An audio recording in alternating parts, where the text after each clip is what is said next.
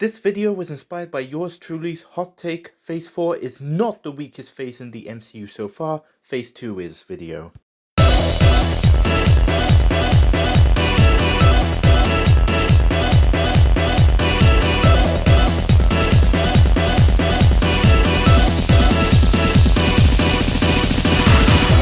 What's going on, you guys? It's your boy Sodium285 and welcome back to another video. Today we are going to be talking about Pokemon, specifically Ash Ketchum and his many ships. Ash Ketchum is iconic. Regardless of which generation of Pokemon you started with, there is a likelihood that, with the exception of Horizons, you grew up with Ash being a big part of your love for the franchise, as the anime plays a vital role in making you fans. However, throughout the first 25 years of the anime, from the original series all the way up to Pokemon Journeys, Ash has had several friends he has travelled with a total of 8 male companions and 10 female companions. This, due to numerous different Pokemon fans from different eras, has led to Ash being shipped with several of his female companions. The most popular Ash ships, from what I've seen, are Pokeshipping and Amour-shipping, the former referring to the idea of Ash and Misty being in a romantic relationship, and the latter referring to the idea of Ash and Serena being in a romantic relationship. Now, we're all guilty of shipping Ash with someone. We all want him to have a happy ending, especially since aims to be a Pokemon master wasn't exactly what many of us were expecting. It did have memorable moments, such as Silent and Misty's interactions with each other, and Ash reuniting with his Pidgeot and it rejoining his team really put a smile on my face.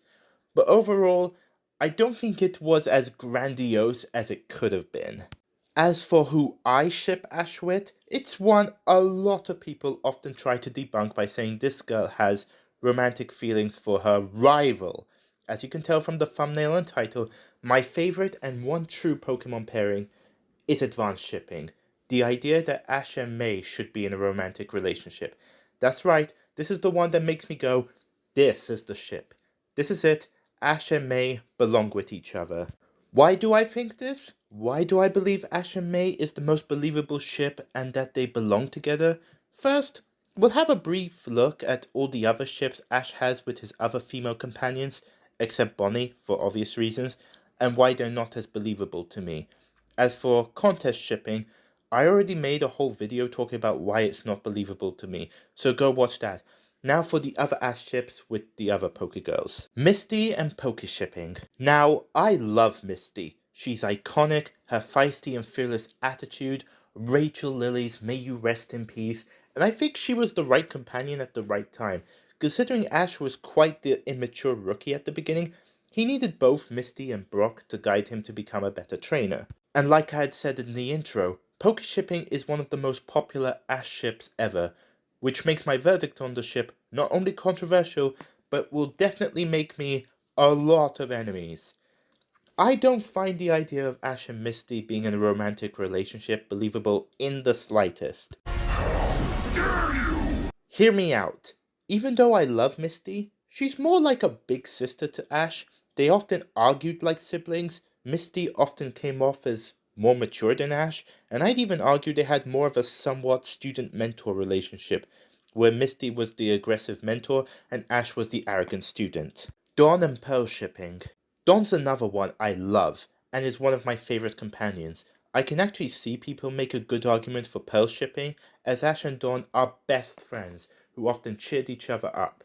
Also, as many people have pointed out, Dawn had watched his match against Leon in person. People might say they were more like siblings, but I wouldn't describe their relationship as such, as Dawn often wore her cheerleading outfit to cheer him on, and Kenny and Creepy Conway did view Ash as a romantic rival for her. However, the reason why Pearl shipping is not as strong to me as AdvanceShipping is because Dawn's Piplup refused to evolve, and her Mamoswine briefly refused to listen to her after evolving, like both Ash's Bulbasaur and Charizard had done respectively during his early days as a trainer, so it makes the mentor-student argument towards them slightly more believable.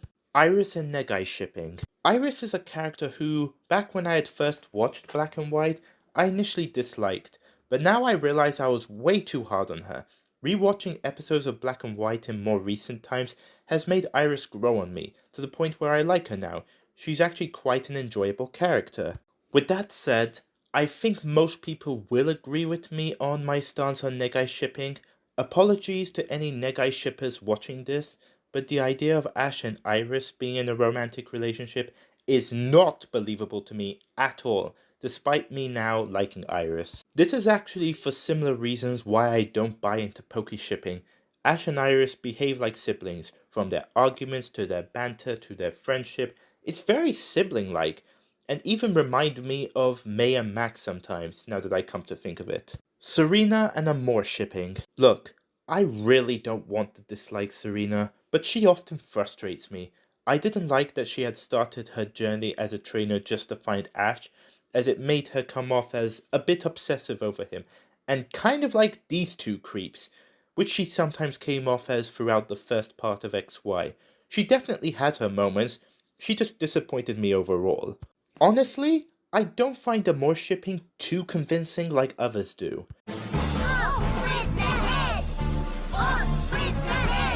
Most fans, especially with Amor shipping being the most popular Ash ship, will tell me I'm wrong because of Serena's obvious crush on Ash, but it felt pretty one-sided to me. In my eyes, he only viewed her as a great friend. Not to mention, Ash came off as being much more mature than any of his Kalos companions, so at times, he and Serena felt more like mentor-student for me. As well as this, in my opinion, Amor shipping is the Pokemon equivalent of Son Amy, where both Serena and Amy have crushes on Ash and Sonic respectively, but the latter two don't feel the same way. Heck, the way Serena and Amy develop their feelings for Ash and Sonic respectively are even similar. Lana and Blue Angel shipping. Honestly, Lana's quite forgettable for me. She doesn't annoy me, but she doesn't make much of an impression on me. Probably the most memorable thing about her is her friendship with Mallow, albeit a good one, though I did like her conversation with Chloe and Journeys about Eevee. Her friendship with Ash is a good one, they have some pretty good chemistry, and there were a couple of times where they were asked if they were going out. I just don't find Blue Angel shipping to be too strong just because I felt Lana paled in comparison to the other two Alola girls, and Ash had maybe better chemistry with them, as well as him having, personally, more enjoyable and memorable moments with them. It's more of a personal preference here. Lily and Aurelia shipping. Even though Sun and Moon was an anime that wasn't for me, like with XY, and Gen 7 is my least favorite generation of the franchise, there are in fact things about Sun and Moon I liked, and one of them was Lily. I like her. Her story made her interesting and enjoyable. Aurelia shipping is actually another one I can see people make a good argument for. Some fans have even described Lily as Serena done right. And I can actually see that. She and Ash had a great friendship, and when they said goodbye, she even says she's happy to have met him because she was now able to embrace Pokemon again thanks to him, and I think that goodbye was done really well. I guess sometimes I found Ash to be a bit more mature than Lily. That might be why I don't find Aurelia shipping to be as strong. Again, like Pearl shipping, is highly believable, but not quite OTP for me. Mallow and Aloha shipping. Mallow was another standout of the Sun and Moon anime. In fact, I love her. She has such an enjoyable, energetic, fun and witty personality. She also has possibly the most emotional episode of Sun and Moon, where she has her vision of her late mother. I can even see people make a good argument for Aloha shipping. Ash and Mallow have a great friendship, especially with how welcoming she was to him at the beginning. They have some of the most memorable moments in Sun and Moon for me. In fact, if Sun and Moon only had one Pokegirl instead of three, and Mallow was that one and didn't have to compete for screen time with Lana or Lily, Aloha shipping might have been my second favorite Ash pairing. It's still highly believable, but not quite OTP for me either. And finally, Chloe and Bloombolt shipping. To be perfectly honest, I think Chloe is the most over-hated character in all of Pokemon. I like her. I do wish she had travelled with Ash and Go more, but I enjoy her more than others. I really liked her relationship with her Eevee. Also, like Dawn, she too had watched Ash's match against Leon in person. Honestly, whenever this trio did travel together, I did enjoy the dynamic Ash, Chloe, and Go shared amongst them. I think they have a great friendship that kind of reminds me of Percy, Hazel, and Frank in Heroes of Olympus, the Son of Neptune. Which leads me to my verdict on Bloombolt shipping. Apologies to any Bloombolt shippers watching this. I buy Ash and Chloe as being good friends, but not really as lovers. I ship Chloe with Go, and Ash is their third wheel like how Percy is Hazel and Frank's is. That's just me though. Now that Ash's other ships and May's other ship are done, it is time for me to talk about why advanced shipping is not only my favorite Pokemon pairing, but also the most believable Ash ship and the most believable May ship, and why I believe Ash and May belong together. Number 1. They treated each other like people. In the first episode of the first season of Advanced, May has this internal monologue on how she doesn't like Pokemon, but she loves traveling. This was where she and Ash first met. When Professor Birch is showing her the 3 Hoenn starters, Trico, Mudkip, and Torchic, Ash is there to see her pick her first Pokemon. She's creeped out by Trico and wasn't keen on Mudkip due to it spraying its water gun on her earlier. When Ash remarks that Trico isn't creepy and how Mudkip couldn't really be trouble, he says it in a normal way. He didn't yell at her or scold her for not giving Trico or Mudkip a chance at first. He said it in a calm way. And from May's end, she introduced herself in a respectful and normal way.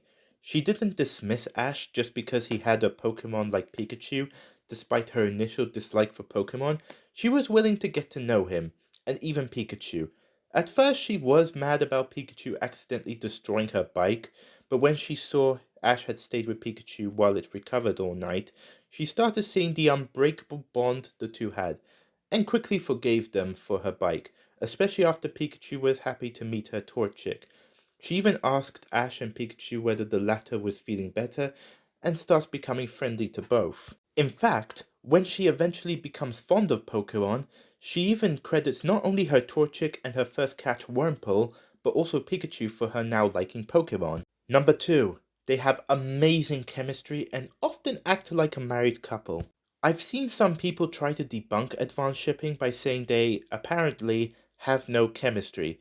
I feel some people may think that May is the girl Ash is the least closest to, because he and May haven't had an on-screen reunion since her guest appearance in Diamond and Pearl, while Ash has had at least one reunion with each of the majority of his companions in Journeys. May and Max got reduced to only having a non-speaking cameo in the Gen 8 anime. This was because May's Japanese voice actress, Kaori, may you get well soon, was diagnosed with a medical condition that caused her to retire from voice acting back in 2012 and 2013. And since it's considered dishonorable to recast a voice role in Japan, May got banished to the realm of being reduced to only non-speaking cameo appearances.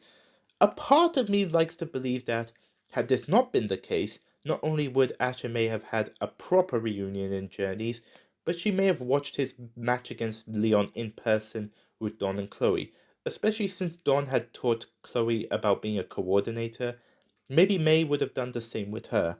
I don't know how legitimate this is, but I heard somewhere that there were even plans for May to have guest appeared in XY to help promote the Omega Ruby and Alpha Sapphire games that were coming out at the time. But due to what I had previously said about Kaori, those plans were scrapped. Let me know down below how legitimate this story is of her supposed to have guest appeared in the XY anime.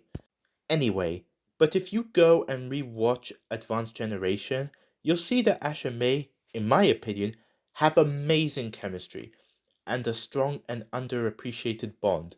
Luap, one of my favorite PokeTubers, alongside the PokeRuff, had made an excellent collab video talking about some of the best advanced shipping moments, showing what a fantastic bond Ash and May truly have.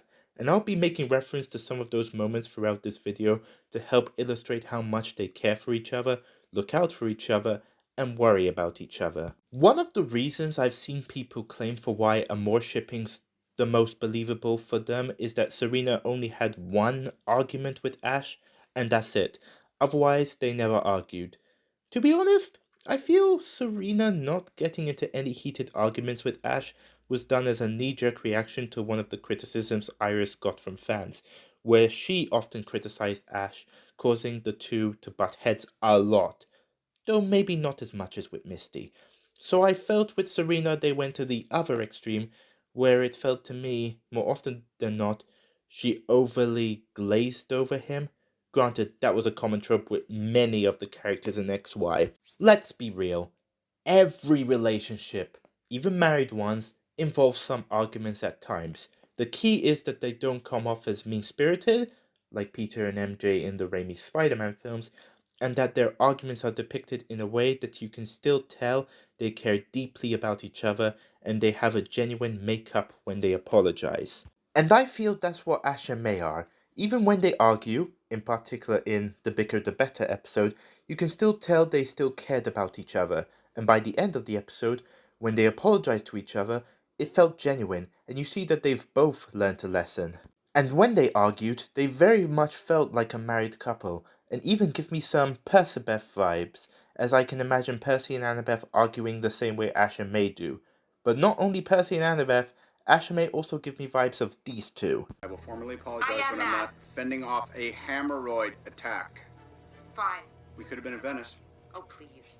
Tony and Pepper in the MCU is a relationship where they have their arguments and disagreements, and they too often acted like a married couple, even long before they had got married when they argued. And even when they argued, you could tell they still cared about each other and have genuine apologies. I would say they're my favorite romantic relationship in any superhero movie. And I would say Ash and May are a lot like that. You can tell how much they care about each other and, also similar to Tony and Pepper, how much they worry about each other. Number 3.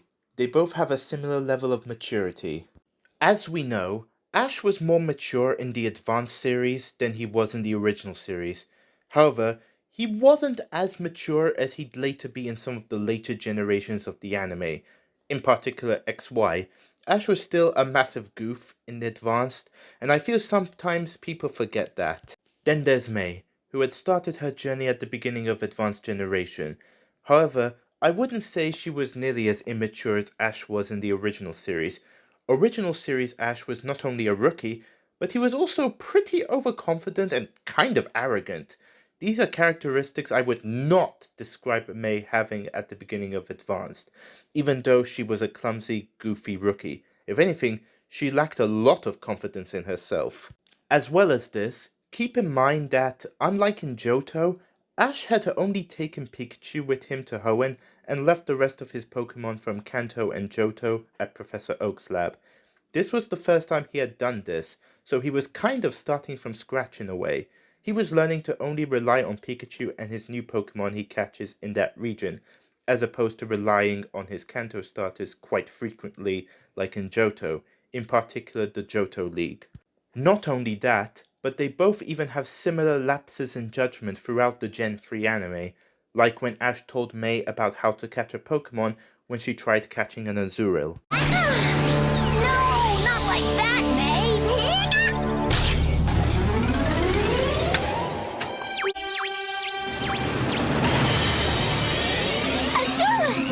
Hey, what gives? First, you have to battle the Pokemon and weaken it, then you throw your Pokeball. And what does Ash do literally a few episodes later when trying to catch Trico? Go! Pokeball! Hey, you! When you want to catch a Pokemon, you should weaken them in battle first, so they have no defense when using your Pokeball. Isn't that what you taught me the other day, Ash Ketchum? If only Ash had told Iris the same thing when she had tried catching Meowth by just throwing a Pokeball at him. Anyway, there are other moments like this in the Advanced series, as both had let winning streaks get to their heads at one point each in the Advanced series. Following his victory at the Rustboro Gym, Ash had let his win there get to his head as he made his way to his next Hoenn Gym battle at Dewford Island. He was impatient with the Dewford gym leader Brawley, demanding to have a gym battle while Brawley was surfing. During the battle, Ash had pushed Tailo and Trico to their limits, causing to lose the battle.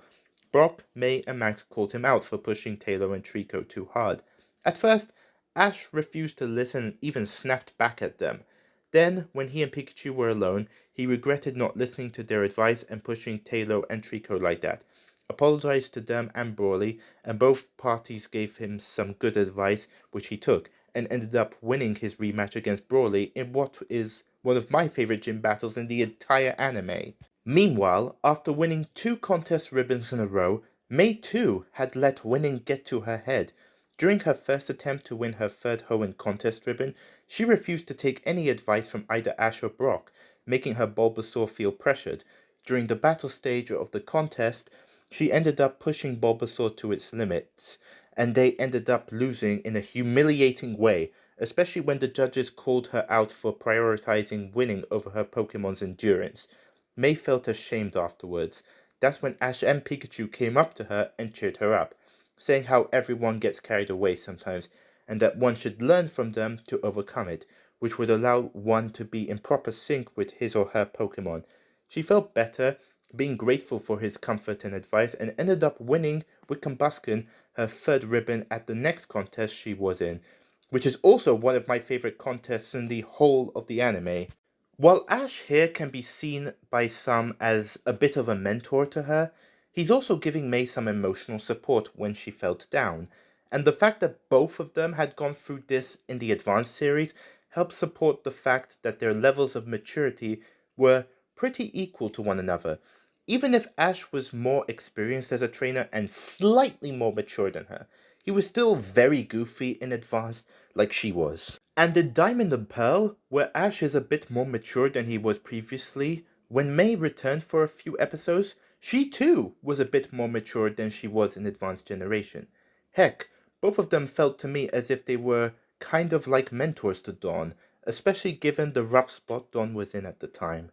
Number 4. They both acted like parents to their Pokemon. One of the reasons why May is my favorite Pokegirl and maybe my favorite of all of Ash's traveling companions, sorry Brock, I still love you, I just love May the best, aside from having such an enjoyable personality, is the emotional journey she had experienced. She went from a newbie trainer who didn't like Pokemon to not only a strong coordinator, but loving Pokemon and treating the ones she has like they were her own children. Whether it's her bond with them or how she held them in her arms, whether it's Torchic, Skitty, Bulbasaur, Squirtle, or Eevee, or even that one time she was strict with Munchlax for being greedy with food, or how fond her Pokemon are of her, May really came off like a mother to them, and they treated her like theirs too. My little Torchic! Oh, I'm so proud of you!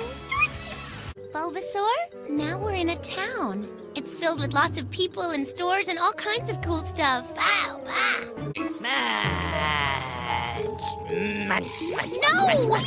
Bad Munchlax! You know those weren't for you! Oh, wow, okay, don't be scared. Squirtle! Squirtle! Torchic, I found you. Now, Bulbasaur, that's Professor Oak. Why don't you say hello? Bulbasaur! Look, guys, say hi to Ash's Snorlax. Hi, Eevee. Welcome. Eevee. But it wasn't just her. I'd say Ash too was like a father to many of his Pokemon. Before the Advanced series, probably the best example of this were Bayleaf and maybe even Charizard. But I'd say this became more prevalent during the Advanced series with many of his Pokemon, whether it's with Sceptile, Torkoal, Snorunt, Apom, or even Corphish, with sometimes having to be strict with it when it stole Torchic's food. Bet you can handle just about anybody when it's one-on-one, huh? Turtle! Turtle! Turtle! Why would you do that, Corphish? Corphish? All right, I want you to apologize to Torchic right this minute. Snow run. Run, run, run, run. Hey, Snorunt, you can't just let yourself out. Snow run. I'll be okay. Let's go. Oh. Huh? What are you talking about? Come on, we'll walk it together. Tight. It'll be okay. I'll be right here, Apom. If they make you become their king, I'll just hang out with you till the whole year's done. And I feel this was a characteristic of Ash that carried over into both Diamond and Pearl and Black and White, as seen with the likes of Turtwig, Chimchar, Gliscor, Tepig, Sawaddle, even Oshawott. Of course. Turtwig, thank you! I think you're the best too, but let go of that! You don't have to be scared. See?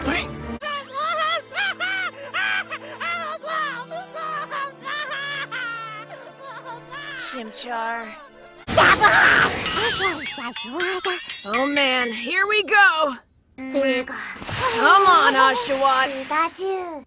Not bad for a first gym battle, Glide score. Not bad at all. Glide score. Nice to see you again, Sawaddle. There were even times both Ash and May acted like parents to their Pokemon and others. For example, after Trico had evolved into Grovyle, everyone was impressed with Grovyle, and Corphish felt a bit overshadowed. When Ash and Corphish have a battle with Poncho and Ludicolo, they lose, as neither were very focused. Not only had May told Ash during the battle to stay focused, but after it, when Corphish runs off to try and have a rematch, Ash wonders what was wrong with it, and May points out how Corphish was possibly feeling a bit redundant with the amount of praise Grovyle had been getting. Believe it or not, Pikachu is another example. Not only can we all agree about Ash's unbreakable bond with the electric type, but if you've watched the Advanced series, you may have noticed that whenever Ash would use one of his other Pokemon in a battle, the majority of the time, May would either hold Pikachu in her arms or let him rest on her head. I think that shows how much Ash trusts May if he's willing to let her take care of his best friend while he's battling without him, and how close May has become to him and Pikachu if she has no problem holding the iconic mouse Pokemon like she would her own Pokemon, as if Pikachu's her own child. The only one of Ash's companions that I can think of that would sometimes hold Pikachu while Ash is battling with one of his other Pokemon is Brock, and even with him, I don't recall him holding Pikachu as many times as May. The rest of his companions? Maybe once, twice, or even 3 or 4 times each, but also not as much as May held him in her arms. Sure, you could argue no other Pokegirl has held Pikachu anywhere near as much as May because they're holding their own Pokemon. Misty had Togepi, Dawn had Piplup, Iris had Axew, Lily had Snowy, and Chloe had Eevee. But sometimes those Pokemon would sit on the bleachers next to their respective trainers while Pikachu's sitting next to Ash's other companions. And look, both Ash and Pikachu have great friendships with all of the companions, both male and female, they've travelled with. Pikachu did also play a role in Lily getting over her fear of Pokemon. I just get a sense of May giving Pikachu some motherly protection when she's holding him in her arms, which I don't really get when any of the other Pokegirls hold him. And then there's that iconic scene in Pokemon Ranger and the Temple of the Sea, my personal favourite Pokemon movie, which is so even when counting Detective Pikachu. When the temple was flooding, Ash, May, Pikachu, and Manaphy were trying to put all of the crystals of the crown of the temple back in their places. They had just found the final crystal, but the flooding was becoming too much, so Ash puts May, Pikachu, and Manaphy in an air capsule to keep them safe from drowning, while he went to place the last crystal back. Both May and Pikachu shared their worry for Ash's safety, and prayed together that he'd be okay. This scene shows how much Ash and May worried about each other and the ones they're close to. This is also similar to how in Iron Man 3, underrated movie by the way, when his mansion is blown up, Tony sends one of his Iron Man suits to Pepper and dresses her in it to protect her, putting her safety over his. Later, Pepper is worried that Tony had died, and that's what happened after the temple got restored. May was worried that Ash hadn't made it out alive, and she and Pikachu began mourning him. Get her, I'm gonna find a way around. Stop stopping. Get her, get outside. Go! I have to go put this back. Now you guys just sit tight in there and wait. But Ash!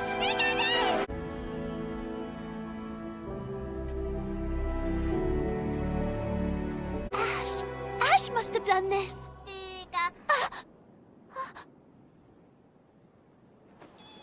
And that perfectly segues into Manaphy. As you see throughout the Temple of the Sea movie, Manaphy sees May as being its mother, and May very much acted like a loving, caring, protective mum towards it. I'm so proud of you and all that you've done. Mana! Goodbye. Love you. Love you, Mama. But Ash also took a bit of a father role towards the mythical Pokemon. When the circus group takes Manaphy with them on a boat without Ash and his friends, it started crying, and upon hearing its cries, both Ash and May immediately ran to try and catch up with the boat to come to Manaphy's aid.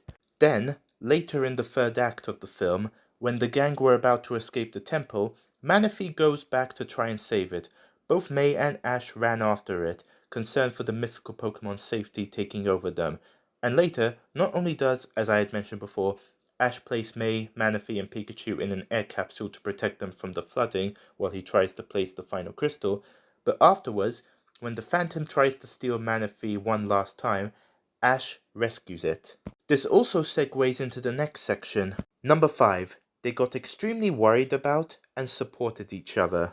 Aside from the Temple of the Sea movie, there are many times throughout the Advance series of Ash and May showing concern, support, and looking out for each other. Granted, Ash has shown concern and support for all of his female companions. This one just seemed quite frequent to me. In the Forest of Grass types, when May is kidnapped by a Skarmory, and she and Torchic end up getting chased by a group of angry grass types, while Brock and Max got caught by a pack of Poochyena, Ash and Pikachu swung in to save her and her starter, and Ash guides her through the forest as they try to escape, protecting her constantly. I'm coming, May! Ash, you're here. Looks like just in time. Quick, run! We heard this is Forbidden Land. Even with May, during Ash's gym battle with her father, Norman, another one of my favourite gym battles, there was a part where Pikachu was battling against Norman's Vigoroth. While Max was cheering for his dad with full confidence, May appeared more torn between the two. Heck, before they had arrived back in Petalburg City, May even admitted while she did want her dad to win, she also didn't want Ash to lose, and when Pikachu was struggling against Vigoroth, May even called out to Ash to make a substitute, and when Brock points out why that would be a bad idea for Ash to do, she even calls out to Ash again to ignore what she had just said. Hey, Ash, use a substitute! No way! Then he'll just have one left! Never mind. It comes off here like May was leaning more towards rooting for Ash to win than her own father. I think that ought to say Ash has a special place in her heart. Not to mention, Ash was quite protective over May over her rivals Drew and Harley. Heck, Ash was quite protective over May in general. The only other Pokegirl I can think of Ash being almost as protective over might be Lily, but I think he was more protective over May, from Temple of the Sea to Grass Hysteria, Date Expectations, A Cactus for the Worst, the list goes on. Heck, look at Ash's reactions to Drew and Harley making fun of or bullying May, and look at Ash's reactions to Kenny's embarrassing stories about Dawn as a kid, as well as his reactions to Mieti teasing Serena, because there's quite the difference. You see, you and your Pokemon here, you've got no style. Hey, you can make fun of me all you want, but don't you dare make fun of my Pokemon! Yeah, why don't you show us all your great Pokemon? Dawn tried to cut it herself. You can't believe how it turned out. She looked just like a Chimchar. That happened way back in nursery school! How dare you speak to me that way? Let's see how you like this. She thought my sister was a tentacle and actually tried to catch her! It was you! No, it's just not fair if she loses this way. Hey, May, you're thinking way too much. You gotta focus on the match. Are you two an item? That's none of your business! What's up? See, while Kenny's doing Dawn's mum's job for her, causing everyone to laugh at Dawn's misfortune, and Ash having no idea about why Serena was getting mad at Mieti, Harley's being Iago 2.0, and Drew's being a better version of Trip, and Ash is one of the first people to come to her emotional aid, and she even says after she defeats Harley, it's thanks to him she got her focus back. He even shows this when he and May are separated from Brock and Max on their way to May's final Hoenn contest. Ash, worried May would miss her final chance to get her 5th ribbon to enter the Hoenn Grand Festival, encourages her to go on without him and that he'd look after Max. However, because she had promised her mother she'd take care of Max, she declined, willing to fulfill her promise even if it meant giving up her dream to take part in the grand festival. Thankfully, they managed to find a boat in time for the contest, and she wins. But on Ash's part, that was sweet of him, and when Ash would get into fights with other people, in particular in Destiny, Deoxys, and Lucario and Mystery of Mew, to other great Pokemon movies, and May would often be the one to pull him back from a fight. And when the gang had stayed in a haunted house, and May began hearing spooky noises, getting scared, she first goes to Ash to try and wake up. Number 6. Their Pokemon. Before I get into the obvious, I want to go into a point that actually ties into the point of Ash being protective over May, because this is even mirrored in their Pokemon. In our first introduction to Seviper, the same Seviper that would become Jessie's, it kidnaps May's Torchic, and looks like it was about to eat it. Poor Torchic. Luckily, Ash's newly caught Trico rushed to its rescue and saved Torchic, even if Seviper severely wounded Trico. Later in the episode, Trico would get back at Seviper and would have a stronger bond with Ash. Trico protecting May's Torchic like that is a great example of trainer-like Pokemon. Not to mention, Trico, after evolving all the way into Sceptile, would later be chosen by Ash to save May herself from a giant robot slacking. Now for the obvious. Both Ash and May have a Bulbasaur each, even if May's evolved all the way into Venusaur, a Squirtle each, even if May's evolved into Wartortle, and a Snorlax and Munchlax respectively. So as you can see, both of them have many Pokemon of the same evolution lines. But that doesn't connect to advanced shipping by itself, as, to be fair, some of the other Pokegirls after May would have similar Pokemon to Ash. Both he and Dawn have a Cyndaquil each, and both evolved into a Quilava each. And both he and Iris have a Dragonite each. Granted, this time, Iris got hers long before Ash got his. But with Dawn, when her Cyndaquil came along, unless there was a reference I forgot, I don't recall Ash mentioning he has a Cyndaquil of his own. And even when his briefly returned in Diamond and Pearl for the Sinnoh League, Dawn doesn't have hers meet his, which is kind of surprising to me given she and Ash are best friends. While Iris's Dragonite did indeed meet Ash's, it was for a PWC battle between the two former traveling companions, where the two Dragonites battled each other, not really for the two Dragonites to get to know each other. May, on the other hand, when she and Ash first meet the Bulbasaur that would become hers, Ash mentioned his own Bulbasaur back at Professor Oak's lab. That was so nice. Reminds me of mine. That's right! You've got a Bulbasaur too! Yeah, but it's back in Pallet Town at Professor Oak's laboratory for now. And in the following episode, when the gang tell Professor Oak via phone call about May's newly caught Bulbasaur, Ash asks the professor to send his so that May's could meet it, and they could play together and learn from each other. And when the two Bulbasaurs meet, they immediately like each other and become a great team. They essentially reflect what Ash and May are to each other, caring for one another.